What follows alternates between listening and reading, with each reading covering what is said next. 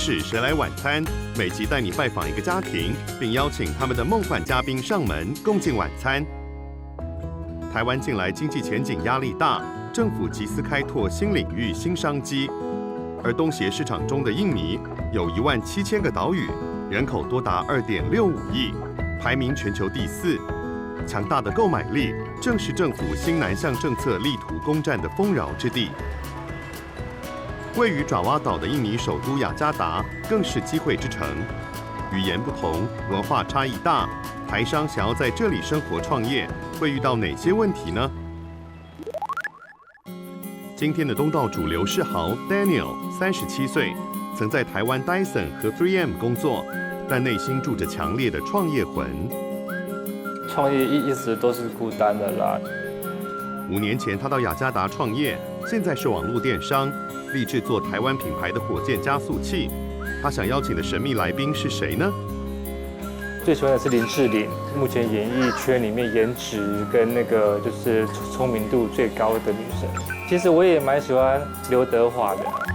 杨翠媛34岁 ，Daniel 最亲爱的老婆，印尼侨生。大一在台大读书，和大4的 Daniel 谈恋爱。表姐们打小报告，让爱女心切的妈妈紧急飞来台湾。第一次就是见他的时候，就是算是谈判那种感觉。翠媛热爱旅行和朋友，大学还没毕业就考上空姐。她想邀请谁呢？我想要邀请吴宗宪、黄立成，那是我一个童年回忆，所以我觉得什么蔡健雅、孙燕姿啊、王力宏啊，都是我很想要请来的艺人。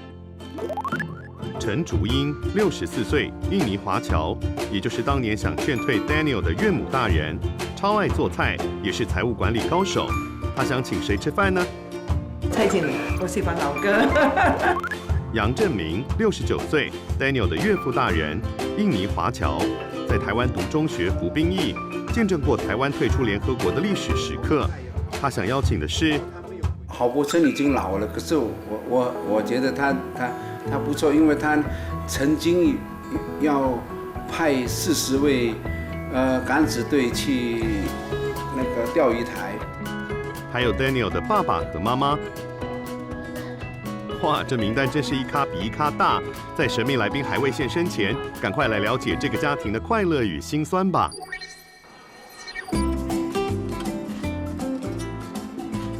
这天开工大吉，是 Daniel 和翠媛自创品牌在台湾棚拍的第一天。Daniel 每隔1-2个月就回台湾谈商务，翠媛则是以台湾为飞航基地，和老公聚少离多。昨晚才从日本飞回台北。昨天晚上我们12点多才到家，他忙他的，我忙我的。我几乎都没有再见面的。昨天我洗完澡以后，他就说好久没有看到你了，这是夫妻的对话吗？Daniel 很信任老婆的眼光，翠媛负责在台湾选服装、挑 model， 客群锁定在消费力强大的印尼女孩。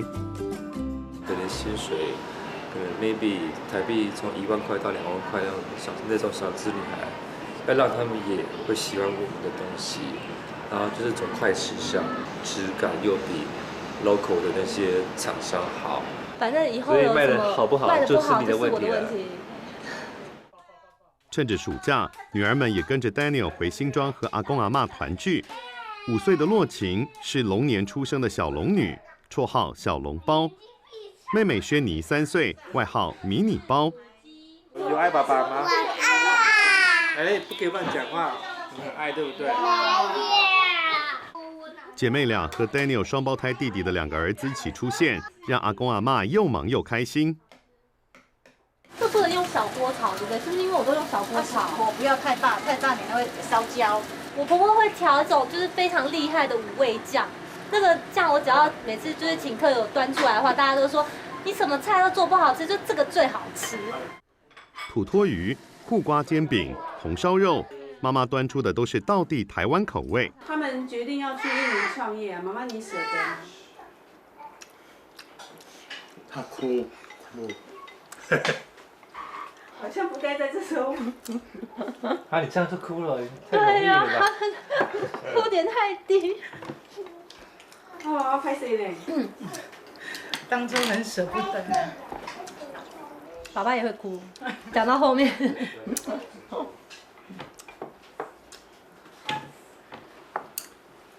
因为当初哦，他在台湾那个公司代言人哈，赚蛮多钱的，他就觉得他不满足啊。那时候他弟弟也好像也要出国了，大家就让我们两老啊，就蛮孤单的。有一阵子连续3年过年春节都我们两个吃饭。对不起，对不起，对不起。吃饭好了，儿子也很内疚哎。儿子创业忙翻天，老爸心情好矛盾。Daniel 上次抽空去彰化探望90几岁的外婆，没想到爸爸很生气。做孙仔啊，用安尼想哦，我就欢喜的。只是因为钱赚不完啊，事业永远没有到那个什么 level 可以停下来。对啊，所以我还是觉得这件事情上我是对的。爸爸要求严格，每天看英文版《自由时报》，要2个儿子小学就用英文写日记。他从小就有这个商业头脑，从小看得出来，会想一些赚钱的方法，他就会搞一些小动作。哪有啊？不要乱想。我举一个例子会聊天啊。周慧演讲比赛的时候，他抽到不是他背的，不是他写的，他反正一片空白，他竟然灵机一动，跟另外一个抽到他背的那个，突然马上跟他换，让那人背12个题目，什么都会，他竟然就跟他换呢，然后他那是得第2名，全校第2名。超贼！我10岁就会做这种动作，这个叫 flash。他不会动反应很快。对。去年我们带一群朋友去印尼的某一个地方玩，然后他那个地方是要有什么，要有就是外国人要有工作证才可以用很便宜的价钱买到那个入场券。我觉得说我只要凶一点，那个人就会怕了。结果后来发现，那个人就比我还凶，他说不管你没有那个证，你就是不可以进去。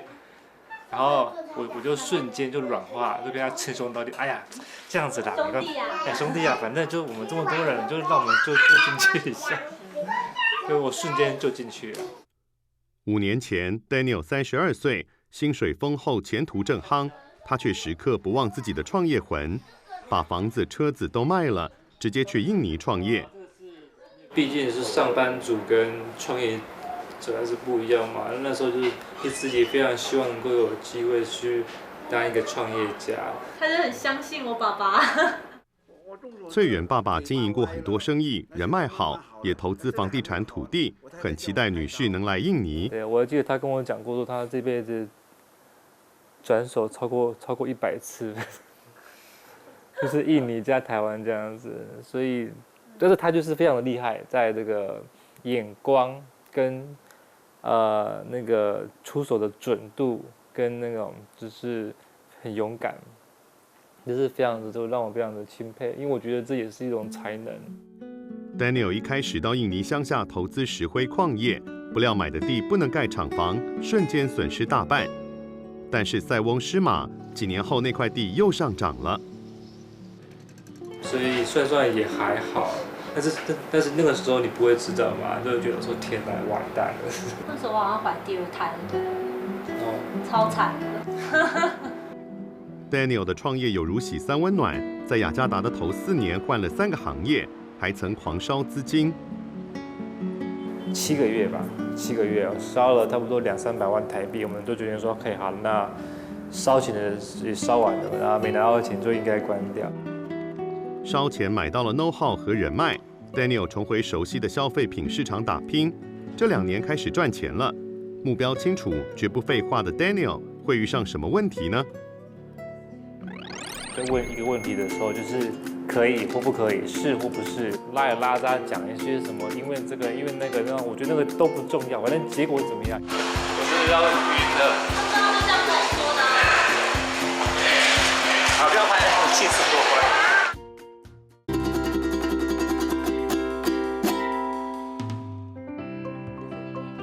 今天谁来晚餐拜访的是在雅加达创业的 Daniel 和翠媛夫妻。翠媛爸妈是印尼华侨，但他其实在台湾出生，小学、大学都在台湾读书。就是跑来跑去这样子，所以我们这两个国家对我们来说都非常亲，所以我就是下华侨。老公在异乡创业，翠园空姐工作时差大，聚少离多，是他们最大的烦恼。谈起恋爱的时光，对话特别逗趣。以前会喜欢他，就是因为他很幽默，然后很善良，然后又很殷勤。他是那种想要就是做一件事情的话，就会对是有决心，然后有行动力的人。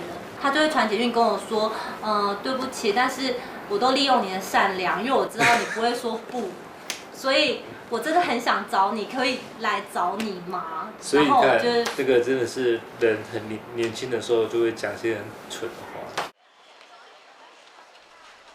翠园这天飞红眼班机，从旧金山飞了14个小时，早上6点半飞抵桃园，接着转机回雅加达。翠园总是想瞧航班，争取至少4天连休假，才能多陪陪老公和女儿。飞雅加达台北也是可以，但就是只能待的时间比较短，那我宁愿就是瞧连休，就每个月都要飞长班，其实蛮伤身体。今天很特别，翠园女儿和爸妈也在台湾停留3个礼拜，约好一起飞雅加达。这里是雅加达安佐华人区。Daniel 夫妻俩就和翠园爸妈、大哥大嫂住在这栋像 villa 的大家庭里。好久不见心爱的宝贝女儿 Daniel 非常开心。我怎么是第4？你上次说爸爸是第1的。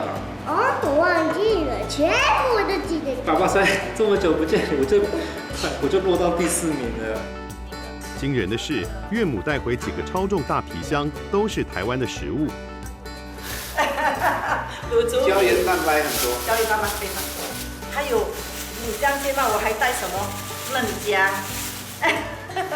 因为这里面有这种嫩姜。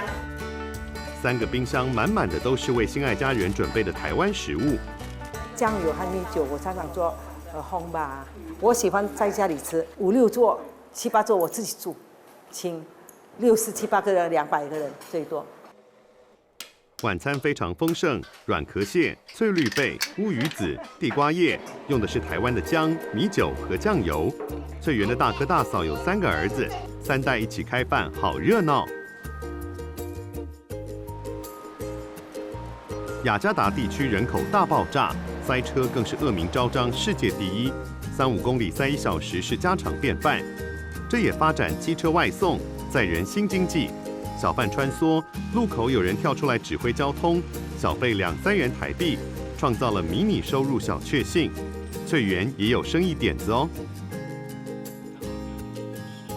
比如说，就是这里的剖腹产啊，应该是10个人，大概有8、9个都是剖腹产，因为大家会很担心，就是自然产的话会生在车上。我觉得印尼很适合，就是研发解尿锭，可能就是一吃下去的话，就是全身出汗，这样就不会想上厕所。所幸凡事要求精准效率的 Daniel 公司在雅加达郊区，痛苦指数不那么高。Daniel 的员工大部分是印尼人，得力助手是在台湾读过中原原治大学的印尼华人 Naomi 和 Ray。非常开心在这边工作。有被他骂到哭过。有骂到哭吗？好了，是有几次好像眼泪在打转啊，我有发现。我没有那么弱好吗？明明就看到你这已经那个按摩有点假。你这个叫鞭策嘛？业绩不到的话就比较大力一点。Daniel 有老婆对话练习，印尼话早已呱呱叫。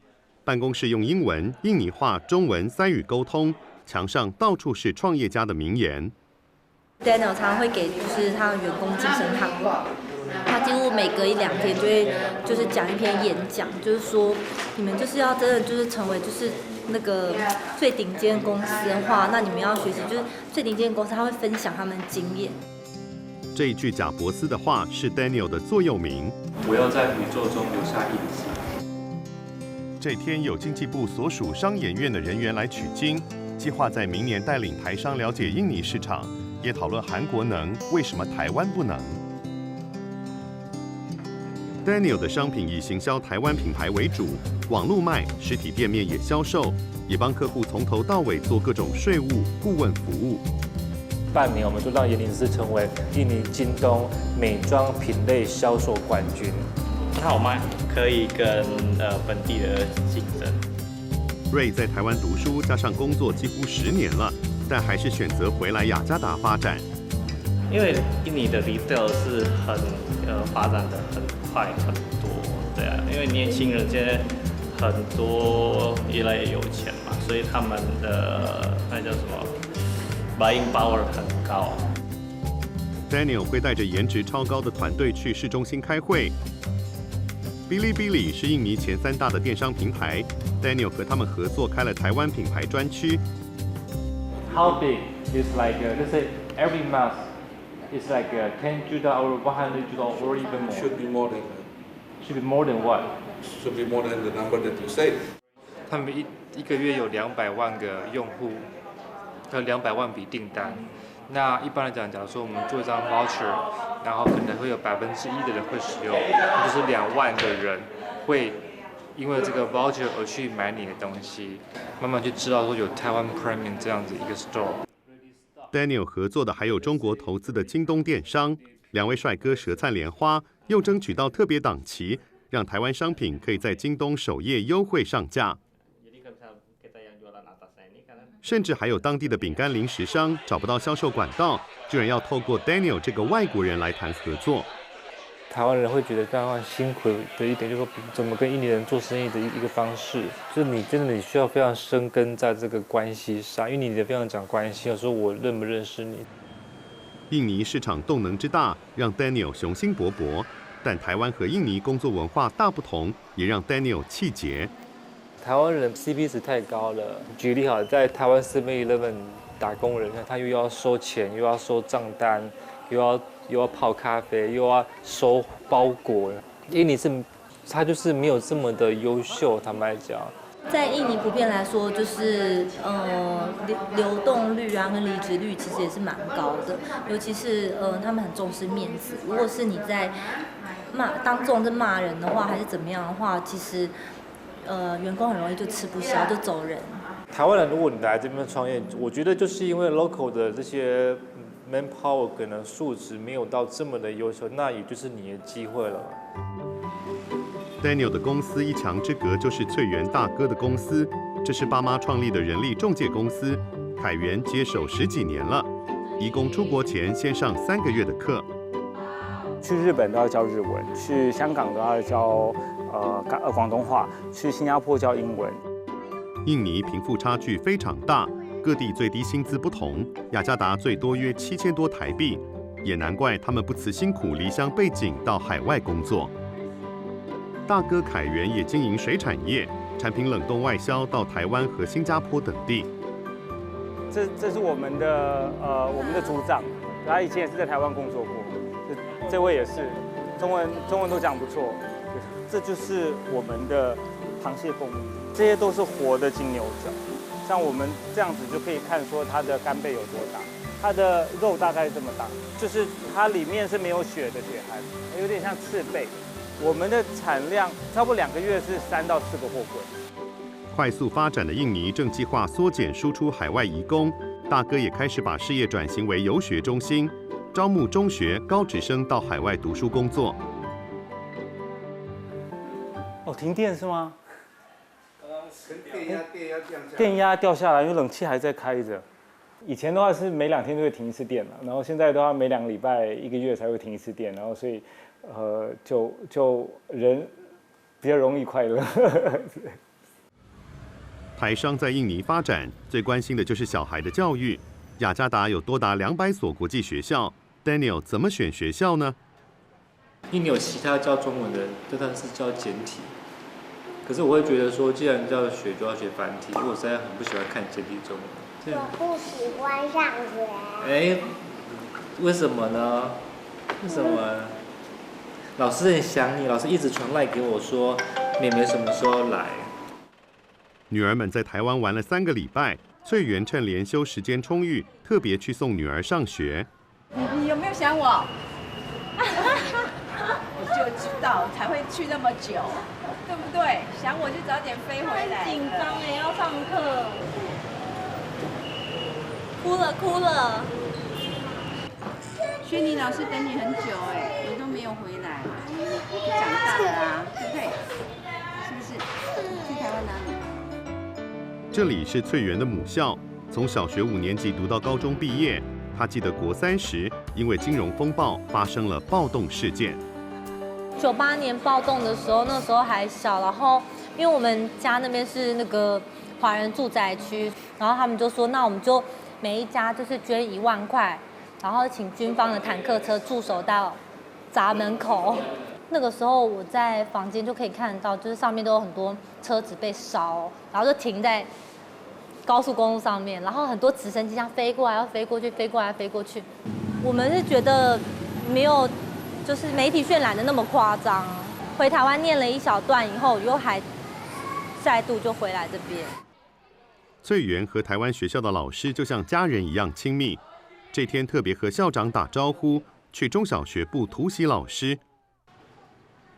雅加达塞车太严重，很多保姆或妈妈都在学校等孩子放学。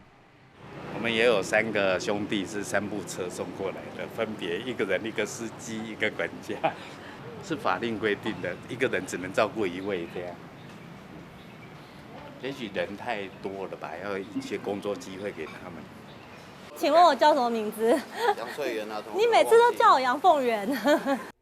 校长陈国良说，华语学习的市场越来越大了，学校的课本来自台湾，幼儿园到高中有25班600多个学生。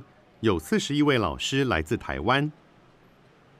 一个鞋厂吧，他的每天早上4点半出门，学生3部中型游览车这样带过来，大概20-30位学生，对，很辛苦。为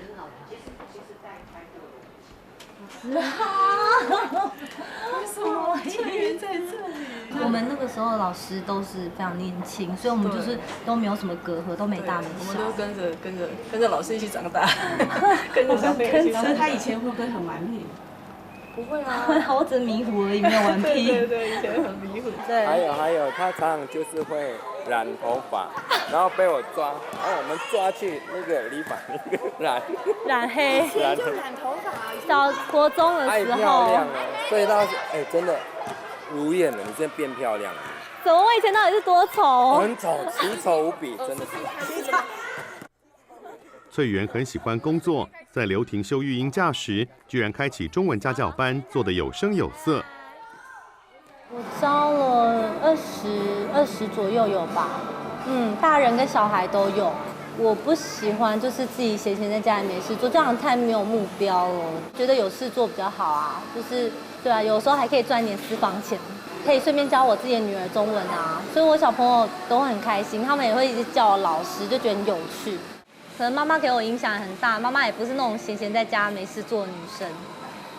对，但我跟她还是差很多截啊，因为我被保护的比较好，但是因为她的关系，我也不会想要就是当娇女。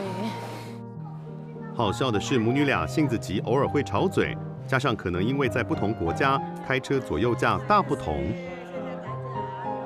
就是我跟她讲说，妈妈，那你前面要往右喽，就看 GPS， 然后妈妈就往左，然后就说你刚刚不是说？当家人意见不合时 ，Daniel 就是最重要的和事佬，特别是在投资算钱的时候。他们可能就会有一些沟通上的就是困难障碍，就要怎么去把这个账算清楚。谁跟谁？我跟我爸爸跟妈妈。然后我就要跳进来，用我的优异的数学能力把它写清楚。还有他沟通能力比较好，而且他不像我们，就是很容易情绪起伏很大，就是比较温，会一步一步讲。然后，对啊，妈妈就觉得不能没有你。不能没有你，其实这句话应该是 Daniel 最想要对翠园说的话。是不会想洒泪了，但是坦白说，就是创业一直都是孤单的啦。那希望老婆可以就是早一点就是回应你，好，我们一起努力。那所以我会希望说，如果有机会的话，当然我所亲爱的人能够也是这个历史的一部分。要不要辞职呢？翠媛很矛盾，她衷心感谢爸妈哥嫂做后盾照顾女儿们，她才能飞行圆梦，但此刻难以抉择。夫妻每天都在一起，也是就是会很辛苦，尤其是又在一起工作，你真的会有吵不完的架，所以这也是我为什么那么想要有自己的生活，但是，还是因为你生了小孩子，所以你还是要为小孩子牺牲，也不能这么做自己。他就常常会开玩笑说：“你不回来，这个家都不像家了。”就有时候也蛮可怜，因为周末的时候找完朋友以后，他会觉得想要跟我谈谈心，可是我可能在飞，也没办法陪他。说吵架也不算真吵架，翠媛 Daniel 想法作风大不同。为什么为了超级食物黄姜饭斗嘴呢？有诚意一点会选，就是大家平常比较不会自己去买来吃的东西。不是因为我是觉得 party 就是因为很多年轻人，那年轻人比较喜欢吃披萨跟炸鸡嘛。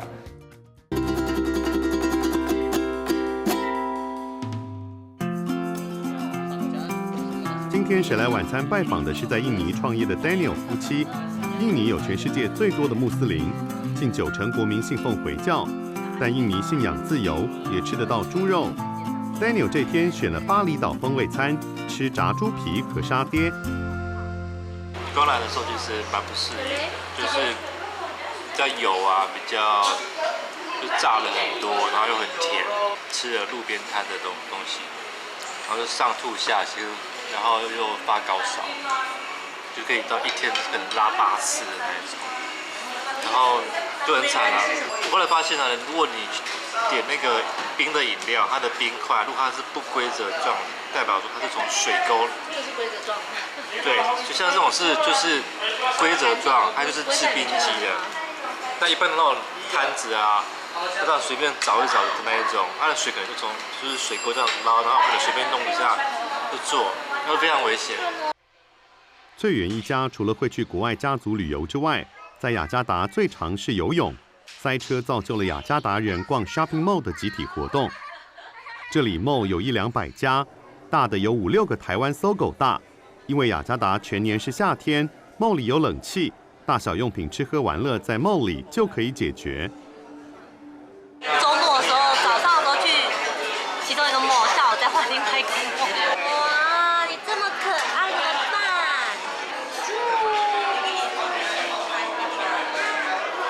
我要飞到姐姐的嘴巴里了哦。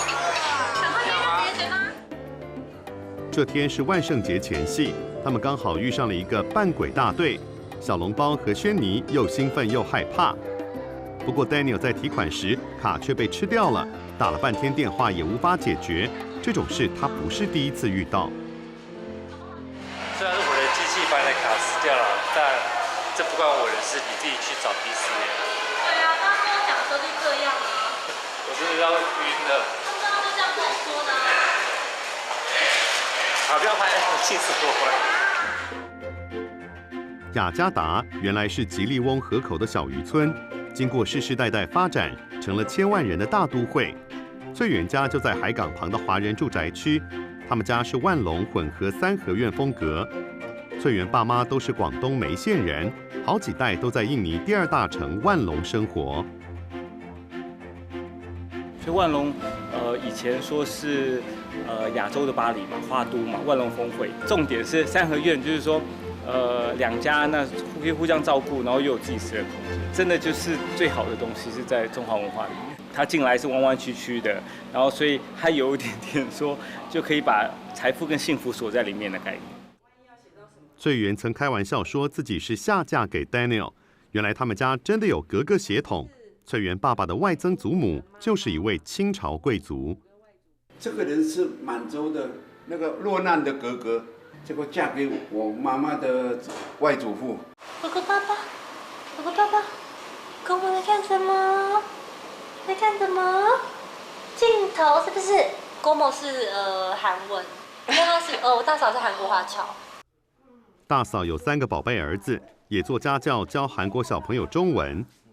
大嫂和翠媛是大学同学，没想到翠媛也成了哥哥嫂嫂的红娘。没有，我们就是想要出去玩，所以就只好等他哥哥回家一起出去玩。对，意思就是说不跟他哥哥就不行，就对了，是不是？就是对，那时候了，海洋馆他管得很严。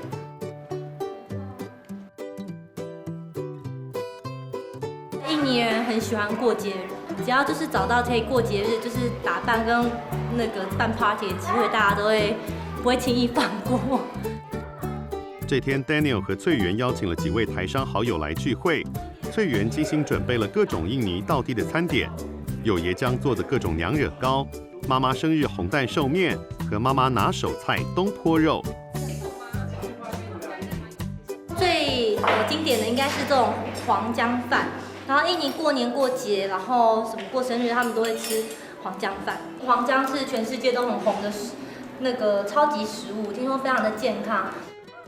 翠园和 Daniel 行事作风大不同 ，Daniel 业务导向，快很准，绝不啰嗦。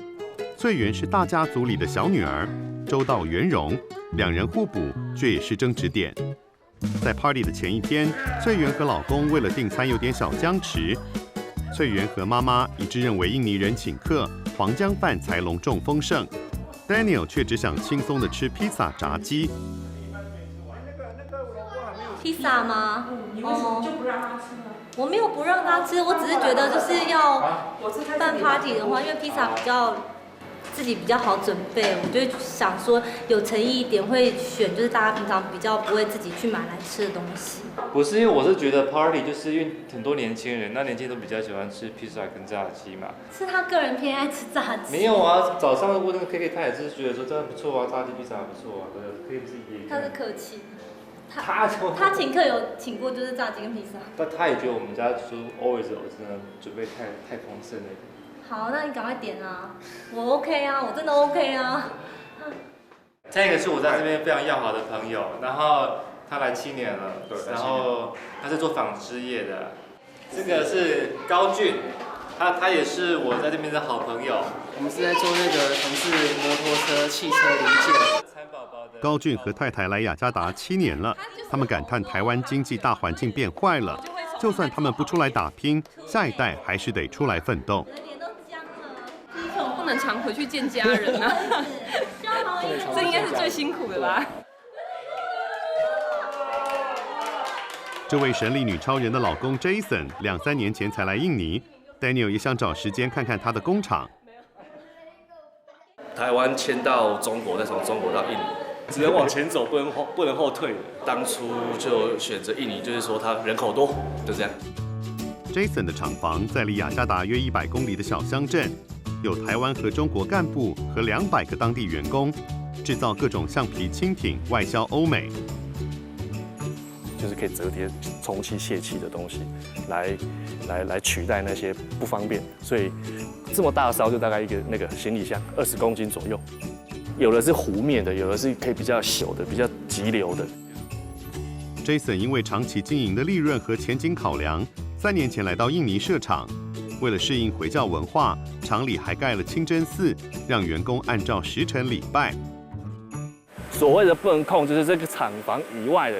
因为这个地方它有一些比较，属于村庄的一些情节，比如说当地的居民、村长这些，难得你有这个外资厂进来，他们就会想尽一切的办法来跟你要一点小费用啊，我只能这样说。对，大部分我们的原物料，90%以上都是靠进口的。因为你来这边，一方面你的工资跟你的土地成本取得降低了以后，但是我这些额外的进口费用跟时间会拉长。因为我们是免税厂，所以第一个我们进口免税，移厂移来以后，工人的素质问题，没有工作经验的，不知道什么叫做厂，不晓得什么叫 SOP， 更别说他摸过我们这些产业，所以我们都是要从头去训练起，对，到最后1年多2年，慢慢进步，慢慢进步，所以。现在的效率来说，虽然不及以前了，但是有在进步当中，还是可以接受。员工的素质和管理正是 Daniel 最大的烦恼。下个月他要招募一批新员工，他期待看人精准的翠园能天天在身边找出他的盲点。但 Daniel 也很了解翠园有多享受一边工作一边玩的充实快乐。可是他不习惯隔空传情。不是，因为我不太会讲电话的人，我没有办法就是用电话聊天的人。我可以就是讲公事，对，但我就不喜欢也不适应用电话去讲话。他还跟我讲说，他朋友会录音，老公会录音给他老婆听，说他今天发生什么事。我说我怎么可能？我朋友就说翠云什么时候回来 ？Daniel 每次都在那边抱怨，他真的好想你回来哦，然后就一直讲，讲到我很有罪恶感。同侪压力这样。对，可是当我跟他讲说，那我是不是要回来的时候，他就讲说没关系啦，你这看你啦，就看我的良心啊。夫妻俩一起工作，会不会一天到晚意见不合啊？做了40-50年夫妻的岳父岳母，又是怎么看待这个问题呢？他相爱最重要，我是希望他们2个人夫妻可以在一起，不要分开。是吗？对，小孩也可怜，不是我不要照顾他，真的，那个对。跟翠云讲，并不是在一起就可以吵架，也不一定，有很多夫妻哦，一起合作反而比较好，我觉得是这样的。主要的我们2个夫妻之间可以沟通，怎么样做？那不能沟通的话，就是常常吵架。我就跟他就没有办法沟通。说实在没有办法沟通，他是假设他可以跟我沟通，可能我说我的资产能有这个2-3倍。他那个做对一个很好的事情，要选一个很好的丈夫。他也是这样的啊。Daniel 的人生从来到印尼之后剧烈震荡上升，投资矿业眼光失准，他开始怀疑自己，4年转行3次，烧钱认赔。Daniel 这5年的人生历练，让他把失败经验转化成资产。你很有热情，也不代表你能够成功啊。我们也知道说，可能99%的创业家都会失败。那even到现在，我还是很战战兢兢说，就是说这些东西会不会突然间就没了？想要荣耀父母，也给女儿们荣耀。Daniel 记得他的承诺，今年要回台湾和爸妈一起过年。到底是哪位嘉宾现身呢？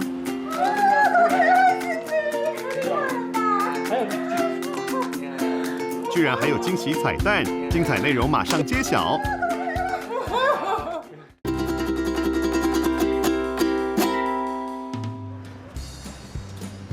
今天是最令人期待的日子，神秘嘉宾会是哪一位呢？下车的居然是 Daniel、翠远一家，还有岳父岳母，这是怎么回事？制作单位往返折冲，去印尼还是在台湾？终于敲定了通告。这次大翻转是在来宾选定的餐厅用餐。我猜是王力宏。王力宏，因为我希望是王力宏，但我觉得也有可能是吴宗宪哦。我觉得是林志玲，我太兴奋了，对。但是我现在因为太紧张了，所以我现在声音整个大锁喉。比较糊里糊涂，我就不知道是哪一个。我猜可能是吴宗宪吧。假设都不是怎么办？不会吧？假设都不是哦。你们太坏了吧！一直给我们。赶快来看看来宾名单有谁吧。音乐才子王力宏 ，LA Boys 大哥黄立成，台湾第一名模林志玲，主持人吴宗宪，金嗓歌后蔡琴。开门的会是谁呢？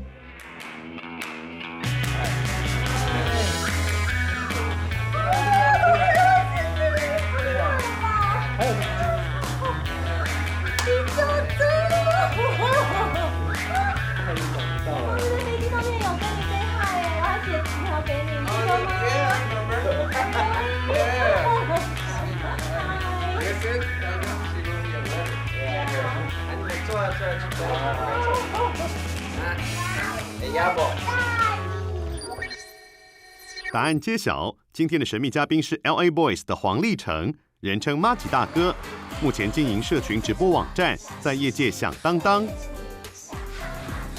最近比较忙，比以前忙，就忙到不能随时说要去印尼就可以去印尼。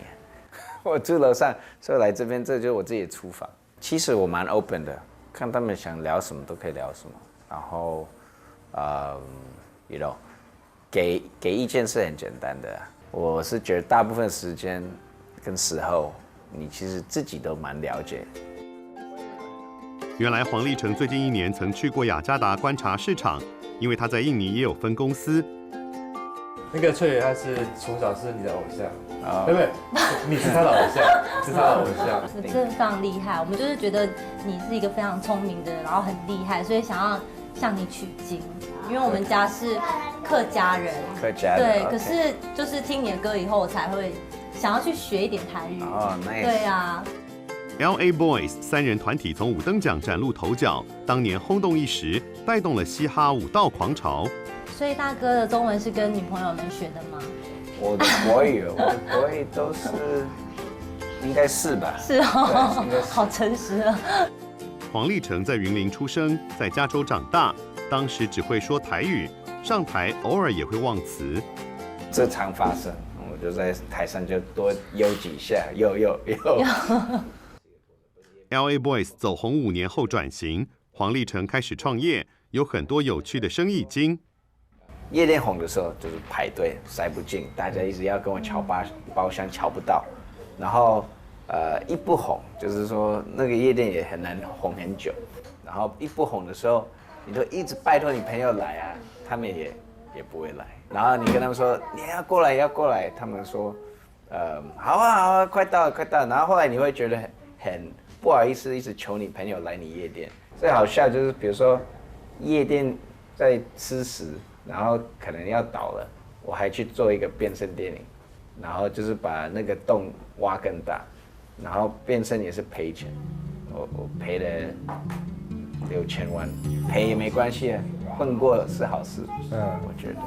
我们也有去夜店消费过很多次。有没有去你的夜店？在我们还年轻的时候。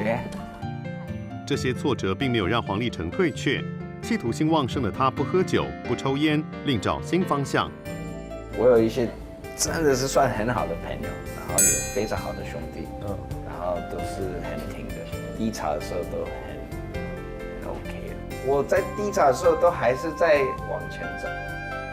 这几年黄立成投入打造直播社群网站，瞬间爆红，但难以管控的不雅内容随即出现。因为你有说，就是你是反对的，那。可是网络上就会有人说你们就是故意的，因为你要炒知名度。可是我那时候本质是相信你的。我自己也 surprised 到，怎么有这么多人喜欢脱衣服，还是露给大家看。I'm like， 那 ban 不完了，24小时一直 ban。我们找朋友，我妈妈爸爸也帮忙 ban， 在那里都在看裸的在这边 ban。我一天不上架就是几百万美金拜拜，但是我就还没有要放弃吧。这1年我们就是整个把它打回来。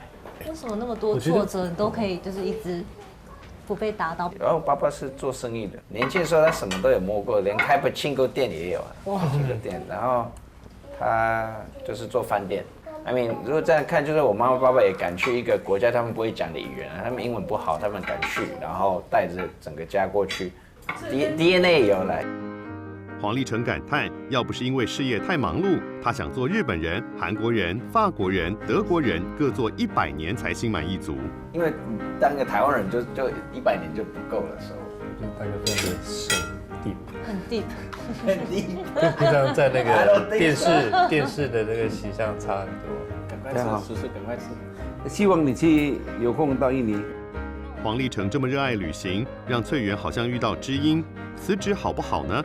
他很想听听黄立成怎么想。但我担心我们2个工作的话会常吵架，因为我们还在创业中，还没有就是像大哥那么成功。对不对 ？Promise 成功后更忙，更多头痛，更多担心的。假赛的时候你都睡不着，成功的时候更睡不着。真的吗？成功的话更睡不着。 No， 因为你怕会不见了。Your face can disappear。跟你说的一样。跟我说的一模一样。往上 it only gets worse。It's like 越高越没空气。那如果你有就是老婆的话，你会希望她帮你工作吗？就是陪着你工作 ？See？ 不要工作。最好 No，stay away。为什么？因为怕吵架吗？够烦了，太够烦。怕会吵架吗？我猜会不开心吧。那我老公为什么想要一直要我回去工作？不一样，因为印尼文比较每个人个性不一样的，每个人不能这样讲，每个人个性不一样。做生意很阿萨里的黄立成，谈起感情却无法轻易分手。隔嘞，分分合合。我觉得可以找到老婆是很难的事。I think it's hard. I think you guys are very lucky.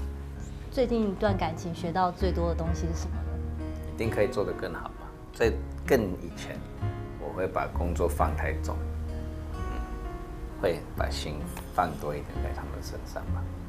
大哥加油！All right， 祝你早日找到就是真命天女。那你可以说你喜欢怎么样的女孩子就好了。其实我都喜欢。I think that's the problem. I think that the bottom line is 就是靠感觉是那个 frequencies not right。比如说活泼 ，but what if they're 活泼然后有一点吵 ，and then sometimes it's like too quiet。